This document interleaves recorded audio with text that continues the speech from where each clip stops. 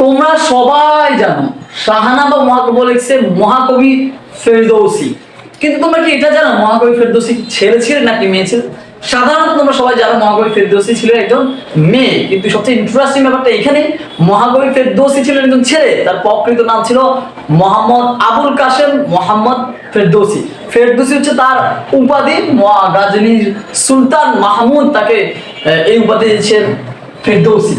এখন এখানে আরেকটা ইন্টারেস্টিং ব্যাপার আছে, তিনি 30 বছর ধরে শাহনামাটা লিখেন এবং প্রতিটি ভার্সের জন্য প্রতিটি লাইনের জন্য তাকে গজনীর সুলতান মাহমুদ বলছে যে একটা করে স্বর্ণমুদ্রা দিবেন। কিন্তু যখন তিনি 30 বছর পরে এই লেখাটা শেষ করেন, কিন্তু তখন গজনীর সুলতান মাহমুদ তাকে বলা যে স্বর্ণমুদ্রা পরিবর্তে তাকে রৌপ্য মুদ্রা দিবেন এবং ফেরদৌসী সেটা কিন্তু অস্বীকৃত জানান এবং তিনি বাড়িতে ফিরে যান। পরক্ষণে যখন গজনীর সুলতান মাহমুদ অনুরোধ করলেন না এটা তার অন্যায় হয়েছে এবং তিনি প্রাপ্য মূল্য দিতে চান, যখন তিনি সে প্রাপ্য মূল্য নিয়ে গিয়ে ফেরদৌসী বাড়িতে যান, দেখেন যে ফেরদৌসী অলরেডি মারা গিয়েছে, তার লাশ কবরে নিয়ে যাওয়া হচ্ছে। এই হচ্ছে স্টোরি। তো তোমরা এটা থেকে কি শিখতে চাই সেটা হচ্ছে সময় গেলে সাধন হবে না, দিন থাকে দিনের সাধন কেন করে না।